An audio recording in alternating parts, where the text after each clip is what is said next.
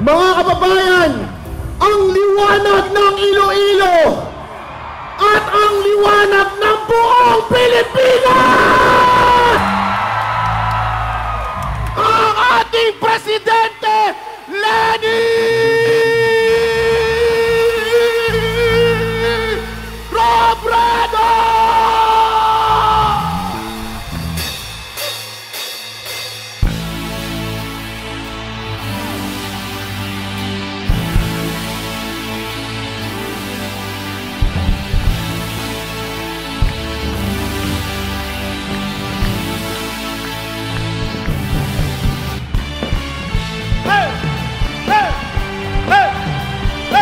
Masayang-masaya po kami, umaabaw aming mga puso. Iikot po kami sa buong lalawigan ngayon.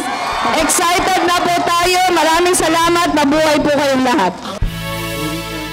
Kaya ito po yung energy ng mga kabataan ngayon, yung passion na nakikita namin sa inyo, yung commitment na nakikita natin sa inyo. Siguraduhin po natin na pagdating ng May 9 ay mako-convert natin yun sa boto. Kung magsasabi, kaya mo to. Tulad ng santanglaw sa ng bagyo. Sigaw mo sa hangin, tumindig at pagsilbing liwanag, liwanag. Kayo ang takas namin.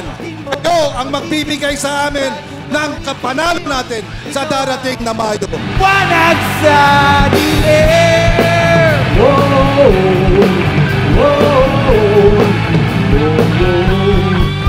At sa paghamon mo sa agos ng ating kasaysayan,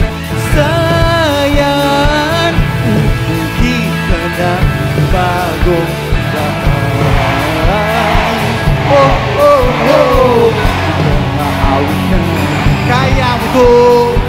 Sa panalangin sa gitna ng gulo, sigaw mo sa hangin, tumindig at magsil. Sisiguraduhin po natin na dahil magiging matapat ang pamahalaan natin, ang bawat isang estudyante ay magkakaroon ng access sa lahat na pangangailangan niya para mabigyan siya ng disenteng buhay.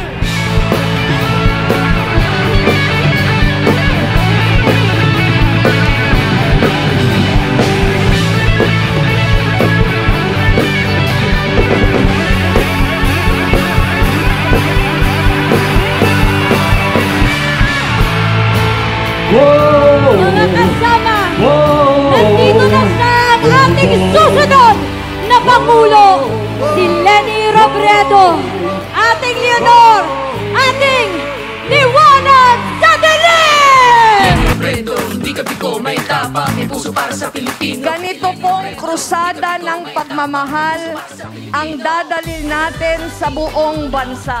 At bibit-bitin din natin sa gobyerno ang mga prinsipyong dala ko.